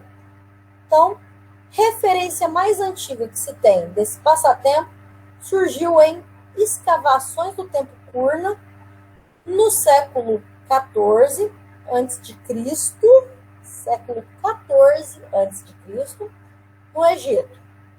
Achados arqueológicos, porém, mostram que ele foi desenvolvido independentemente em diversas regiões do planeta. Por mais que os achados mais antigos são do Egito, nós temos resquícios dele em várias regiões do mundo, como China Antiga, América Pré-Colombiana, e sabe-se também que faz parte dos jogos conhecidos como Família do Moinho ou Família da Trilha, dos quais o objetivo do jogo da velha é posicionar as peças de modo que formem uma linha reta. Há também versões em que variam os números de linhas e colunas. Geralmente a gente brinca com 3 colunas. Porém, já existem registros de 5 e até mais. Conhecido praticamente em todo o mundo, o jogo varia de nome conforme a região. Na China, de 500 anos antes de Cristo, era conhecido como Lutsuki. Nos países de língua inglesa, ele era chamado de Tic-Tac-Toe. Então, no nosso Brasil, a gente conhece como o jogo da velha, mas independente do nome, a forma de jogar é a mesma. Todo mundo já jogou o jogo da velha. O tradicional é esse, com 3 colunas. Mas também na Europa, na China, ele é popularizado com mais 2 colunas, com 5 colunas, mas nós temos registros onde se faz até com mais colunas, então pode ser feito até com mais colunas, já houve históricos encontrando isso daí. Então, quem já imaginou que um joguinho tão simples como esse daqui, que a gente aprende, a gente começa lá, sabe-se lá quando, mas lá na escola, lá a gente brinca disso daqui de uma forma muito simples, e ele é um jogo extremamente de raciocínio e estratégia de inteligência emocional, que ele tem datas de 14 mil anos antes de Cristo. Então é uma coisa muito antiga. Outro joguinho muito antiguinho também é a forca. Quem já não jogou de forca? Até nós aí na nossa disciplina a gente já fez uma brincadeirinha de forca. Então, quem já brincou? Escolhe-se uma palavrinha e aí tem apenas um enunciado, uma pergunta, e você tem que descobrir. Lá só tem os tracinhos referente à palavrinha daquilo lá, e você tem que tentar adivinhar. Tem A, aí você vai lá, se tem um A, você coloca um A. Tem E? Não. Aí vai lá, faz a cabecinha. Tem tal palavra? Não. Se não tem, você vai construindo aqui até chegar no homenzinho enforcadinho. Um jogo de forca é bem antigo e sua origem ela é obscura, não se sabe exatamente onde surgiu. Porém, acredita-se que foi criado na Inglaterra vitoriana, e o primeiro registro do jogo foi feito no livro Jogos Tradicionais, ou Traditional Games, publicado em 1894. Então, a primeira publicação, o primeiro registro da forca, ele está de um livro chamado Jogos Tradicionais, então, Jogos Tradicionais da Inglaterra. Lá em 1894, então, ele foi publicado. Como a gente sabe, ou a gente já tem estudado, que a grande maioria dos jogos, eles têm uma tendência a trazer situações da realidade, possivelmente é um jogo que foi criado ali no período da Inquisição, onde aquelas pessoas que eram contra aquele governo que estava lá, a monarquia daquele momento, aquilo que era contra, eles eram mortos na forca, eram enforcados, aqueles que não eram muito aprovados.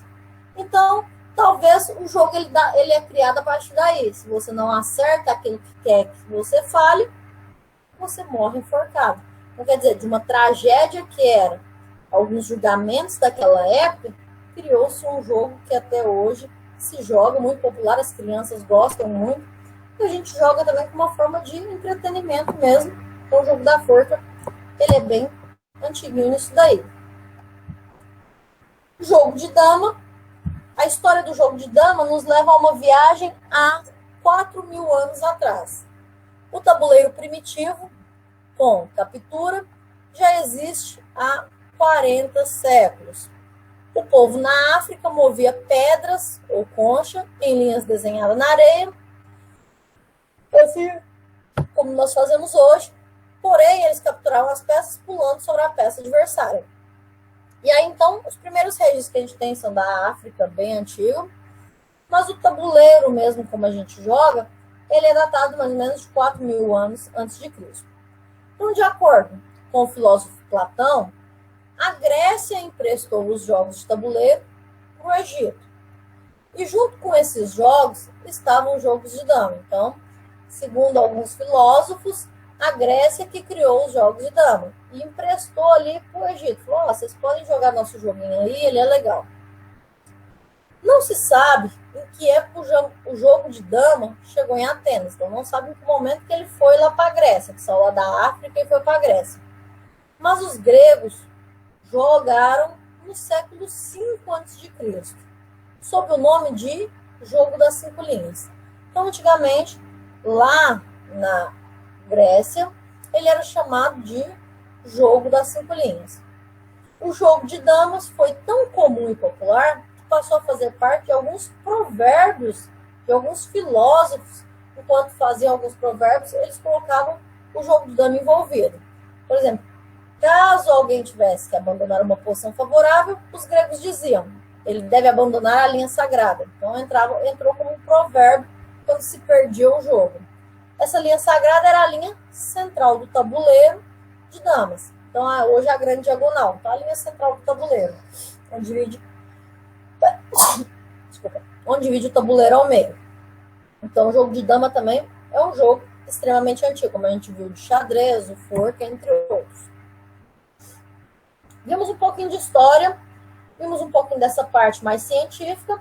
Agora a gente vai falar um pouquinho sobre os jogos de tabuleiro moderno. Porque nós temos ainda jogos de tabuleiro sendo criados, nós temos ainda uma tradição dos jogos de tabuleiro. Os jogos eletrônicos eles têm tomado um grande espaço em relação aos jogos, mas nós ainda temos uma produção e um público muito fiel em relação aos jogos de tabuleiro. Então nós temos uma nova categoria na atualidade, chamado Jogos de Tabuleiro Moderno. Segundo Tsukumo e Carvalho, os jogos de tabuleiro modernos têm sua origem já bem recente, na década de 90, na Alemanha. Por que na Alemanha? Porque é um país onde os pais consideram que jogar com seus filhos faz parte de seus deveres. Então, os jogos de tabuleiro, na Alemanha especificamente, ele faz parte de uma rotina familiar, ele faz parte da cultura daquele país. Então, ele é quase que uma obrigatoriedade. Então, os jogos de tabuleiro, chamados jogos de tabuleiro moderno, eles surgem ali na década de 90, na Alemanha. Com o lançamento do jogo de tabuleiro, Settlers of Catan. Esse foi o jogo que popularizou e que deu nome a essa nova categoria. Rapidamente popularizou e vendeu milhões de cópias no mundo. Esse é o modelo do Catan. Popularmente, ele é conhecido como Catan. O Catan, ele se popularizou muito. Ele é um jogo bem legal de se jogar porque ele é rápido. Ele entra questões sobre história do mundo, geografia. Então, ele tem as cartinhas que você sorteia, você tem que encontrar as casas, você tem que conseguir passar pelas casas. Cada casa referencia uma região, um tesouro, algum conhecimento global. E o Catan, ele se popularizou não só na Alemanha, mas ele se popularizou no mundo inteiro. Inclusive, aqui no Brasil, algumas empresas conseguiram importar e fazer a tradução dele para o português.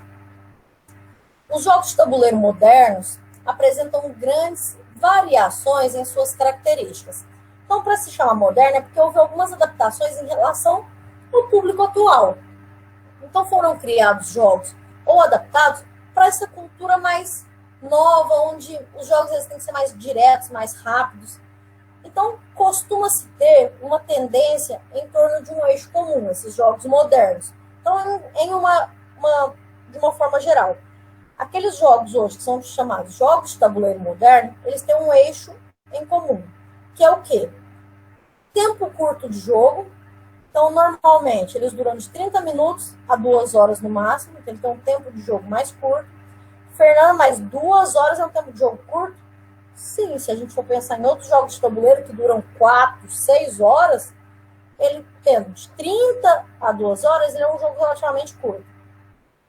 São jogos de grande interação entre os jogadores, onde há conflito indireto entre os jogadores, a competição é por recursos ou pontos. Então, esse conflito indireto. Tem um conflito buscando ter pontuação ou adquirir recursos, como um banco imobiliário. A ausência de eliminação dos jogadores, ou quando isso acontece, ele é feito de forma muito rápida, onde ele não tem que esperar muito tempo para a próxima partida. Então, algumas regras básicas.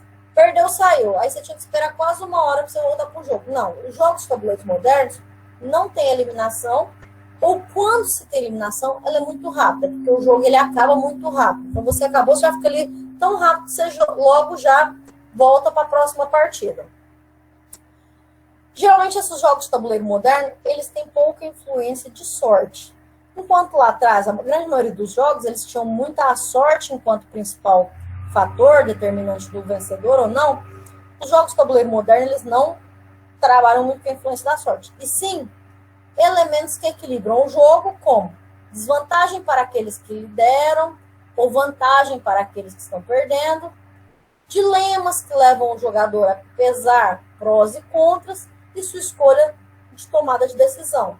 Então, esses jogos de tabuleiro moderno, eles elevam muito a questão de tomada de decisão e raciocínio rápido e raciocínio lógico. Então, ele leva os participantes a pensarem muito e analisar as melhores formas de seguir o jogo. Muitas vezes, ele precisa perder para ele conseguir ganhar lá no final. Então, ele precisa abrir mão de algumas coisas, ele tem que saber analisar esses prós e contras. Então, traz muitas situações, esses eixos comuns, eles trazem muitas situações para aquilo que a gente falou lá no início. Situações do cotidiano. Uma formação que é bom auxiliar o indivíduo nessa formação lá do universo humano dele mesmo. Uma das características mais presentes nesse tipo de jogo, nos jogos de tabuleiro moderno, é a pouca influência da sorte e a substituição dessa pelo pensamento estratégico e pela tomada de decisão. As características da atenção e da autoavaliação aparecem mais em jogos como esses. Segundo Zinga, nos jogos puramente de sorte, a atenção é sentida pelo jogador, só muito fracamente e comunicada a qualquer observador. Já nos jogos que não tem muito a questão da sorte, muda logo o jogo, que exige a aplicação de conhecimentos e habilidades e coragem e força. Então ele fala que os jogos com essa característica de jogos de tabuleiro moderno, só a sorte não atrai tanto as pessoas a jogarem, mas sim a questão de aplicação de conhecimentos, habilidades, coragem e força em alguns momentos. Então é muito interessante. Esses jogos de tabuleiro moderno, eles têm se popularizado sim, ainda tem mercado, ainda tem empresas que desenvolvem jogos de tabuleiro. Por quê? Porque em muitos países isso ainda é popular, como a gente viu ali na Alemanha, que é cultural. Então, eles nunca vão morrer. Eles vão sempre existir ali porque eles têm isso como uma obrigação familiar. No Brasil, os jogos de tabuleiro, mesa e tabuleiro, eles têm a sua popularização também, de certa forma. O que a gente não pode é confundir os jogos de tabuleiro e mesa com jogos de azar. O que diferencia? Fernanda, baralho não é jogo de azar? Ele é considerado jogo de azar a partir do momento que começa a ter dinheiro introduzido ali. Aposta. Na verdade, o jogo de azar é o ato do apostar. Vamos sentar aqui e fazer uma mesa de baralho. Ah, não, então vamos jogar aqui R$5 cada um. Quem ganhar pega tudo, quem perdeu, perdeu. Aí joga mais um. Aí, a partir do momento que entrou as apostas, ele se torna jogo de azar. E esse é o maior cuidado. Se a gente está trabalhando com crianças, adolescentes, pré-adolescentes, isso é um cuidado muito bom que a gente tem que ter. A gente tem que estar sempre ali, ó, falando sobre a importância disso. O jogo, por si só, a intenção é, lembra lá, a diversão, é a ludicidade. Não envolva-se com jogos de azar. A partir do momento que entrou em aposta, deixou de ser diversão. E aí passa a ser vício, aí entra as questões psicológicas. Então, porque eu estava ouvindo aqui, Fernando, você falar que você vai montar mesa de baralho, isso é proibido, não. Isso são jogos de mesa.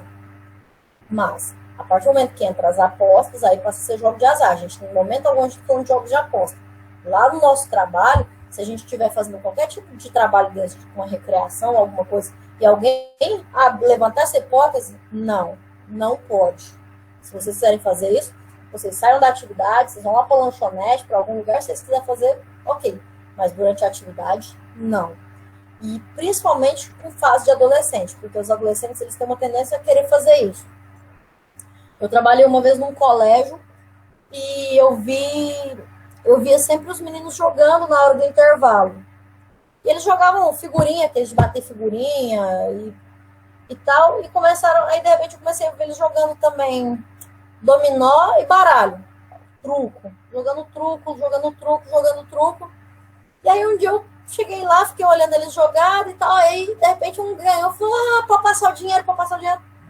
E aí eu vi que eles estavam jogando, eles jogavam no recreio, eles jogavam apostado. E aí eu comecei meio que investigar por baixo dos panos lá, eu descobri, por exemplo, que um dos meninos, o dinheiro do lanche dele, todo dia ele não lanchava e assim, já estava devendo os colegas, assim, de dever R$50 pro colega, um moleque de 12 anos. E aí eu conversei com a coordenadora, com a diretora, e aí elas chamaram os pais e conversaram, sacanagem, professora, você foi dedo duro. Não, gente, é uma situação porque esse tipo de jogo, ele pode se tornar um vício, e aí quando se torna um vício, o risco ele é muito grande de se perder patrimônio mesmo. A gente vê aí histórias de pessoas que perderam fazendas, casas, carro, perde tudo numa mesa de jogo. Então isso já passa a ser uma doença. Precisa ser trabalhado. Então, se isso ocorrer, tem que tomar muito cuidado. Porque se a gente está em aula e a gente começa a ver esse tipo de situação, a gente tem que ficar atento, sim, que a gente não pode deixar. Quando eu já estou lá na minha casa com os meus primos, a gente joga lá. Não, é outra coisa. Mas num ambiente onde vocês estão organizando, cuidado, não deixe isso acontecer. Então, muito importante isso. Todas essas características acima citadas constituem um sistema de jogo mais complexo em termos de pensamento, lógico e tático. O que a gente tem chamado de jogos de tabuleiro moderno, eles são muito mais dinâmicos e eles têm um pensamento mais lógico e principalmente tático, além de proporcionarem um planejamento estratégico muito mais apurado. Então, a gente tem que observar isso e é interessante, porque a gente, em algum momento, a gente pode trazer esses jogos para a nossa realidade, do nosso ambiente de trabalho. A gente já viu que é importante. Fernanda, então quer dizer que eu nunca vou trazer jogos eletrônicos? Claro que vocês podem trazer os jogos eletrônicos também. A gente vai falar sobre jogos eletrônicos, sobre também nas próximas aulas. Mas quando a gente está falando sobre jogos populares, jogos de tabuleiro, igual a gente está falando hoje, a gente está falando sobre essas divisões da classificação dos jogos. Todos eles estão suscetíveis a eu trabalhar. É importante eu conhecer essas classificações e esse papel que cada um exerce no trabalhar geral. Mas é importante a gente conhecer tudo isso, porque é isso que a gente tem trabalhado até agora que vai nos dar um leque de opções ou um conhecimento maior. Igual vocês tiraram dúvidas comigo aqui no início. Não foi, o seu colega de vocês tirou sobre os jogos de tabuleiro, de mesa. Teve uma aluna também, eu não lembro quem, me mandou uma mensagem perguntando sobre jogos também. Então, quer dizer, a partir daqui, que bom, vocês já estão tendo ideias para vocês levarem para os estágios de vocês. Se aparecer qualquer situação para vocês, abriu vaga para trabalhar ali no shopping. Preciso de alguém para ficar lá na parte de recreação lá do shopping com as crianças. Só que a gente trabalha só com jogos populares. Opa, eu já conheço jogos populares. Então, assim, isso abre um leque de conhecimento para vocês irem para o mercado de trabalho com um pouco mais de conhecimento. Fugindo daquele estereótipo de, eu trabalho com lazer, eu sou o palhaço que estou lá na recreação. Não, existe um conhecimento muito mais profundo para isso. Então, vocês têm, agora, nesse momento, vocês têm base e argumento para até discutir sobre lazer e recreação já de uma determinada parte para cá. Vocês já conseguem falar com as pessoas. Não, mas jogos populares é uma coisa, jogos de tabuleiro e mesa é outra, são categorias diferentes, a forma de trabalho, até o objetivo por trás disso, em termos cognitivos e tal, são diferentes. Então, vamos analisar o que vai ser melhor para esse grupo que vocês querem fazer essa recreação, esse tipo de atividade. Opa, nós estamos falando agora com um profissional. Até a forma como vão olhar para vocês, em termos profissionais, é diferente. Então, aqui a gente está aprofundando esse conhecimento, a gente está falando de pesquisas científicas, a gente está falando de estudos envolvendo tudo isso. Fernando, tem alguém que dedica a vida inteira a estudar jogos de tabuleiro? Sim, como a gente viu. Eles têm antropólogos, que são aqueles que estudam da origem até onde e quanto isso evoluiu, quais as modificações. Tem pessoa que estudou a vida inteira só sobre jogos de tabuleiro.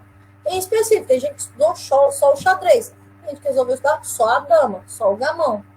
E por aí a gente vai vendo esse desenvolvimento ocorrer. Então, é muito importante a gente ter esse conhecimento básico disso daí para ter argumento para discutir isso com propriedade de fala e não ficar no achismo. Eu acho que é assim. Né? Eu acho que é assim. Não, aqui a gente não tem achismo. Aqui a gente vai ter atividades, a gente vai ter falas com propriedade de conhecimento. Certinho, pessoal? Hoje não era muito longo, 8h40. Então, hoje a nossa fala é sobre isso.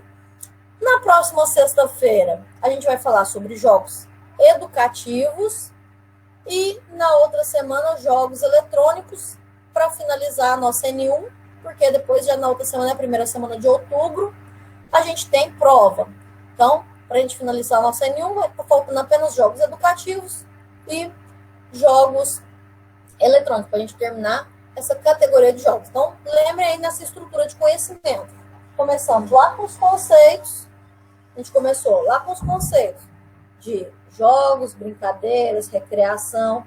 Vimos lazer, diferentes tipos de lazer. Então, lazer turístico, lazer... Vimos todos esses diferentes tipos de lazer.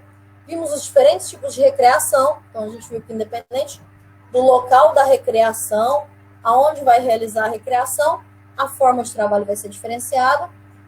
Vimos adequação de atividades lúdicas, as diferentes faixas etárias. Então, para cada faixa etária, a gente viu que existem características próprias do indivíduo, onde eu tenho que pegar essas características para conseguir fazer com que chame a atenção dessas pessoas para a minha atividade.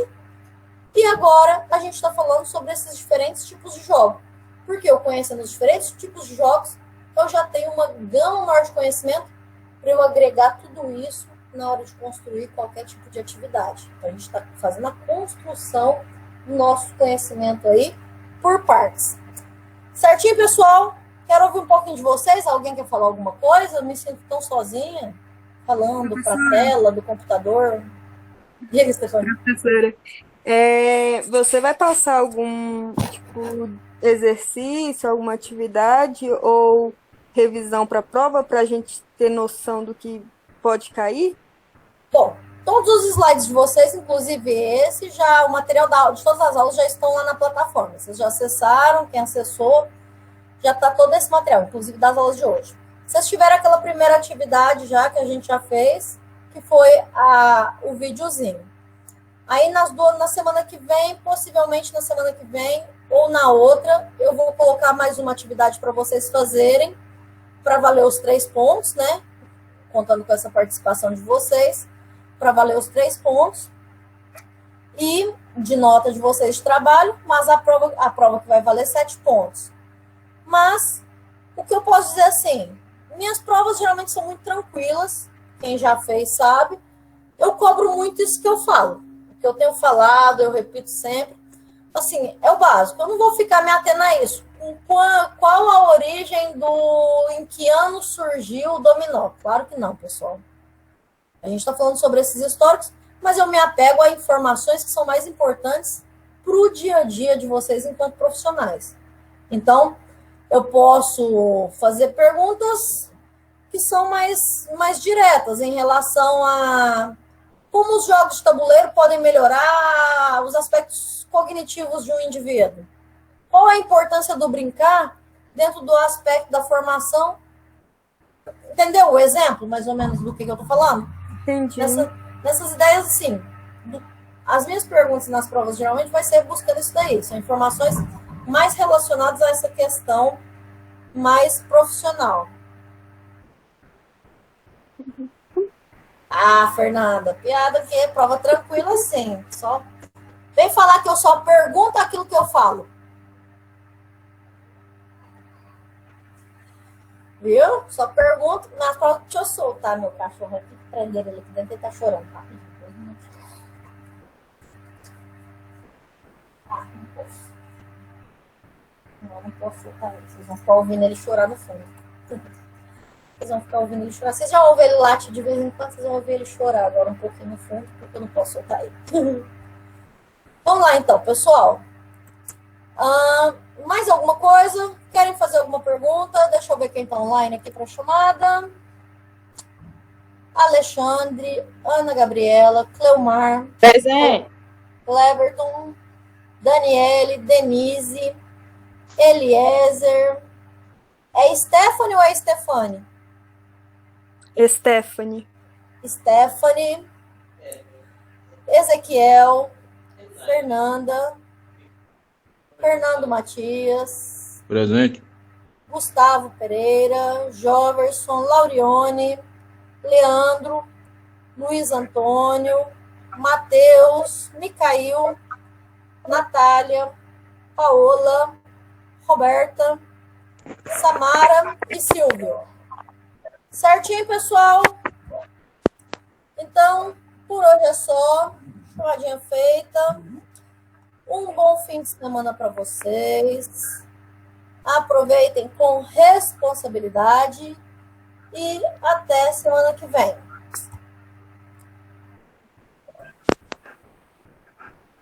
Boa noite, boa noite. Tchau, tchau.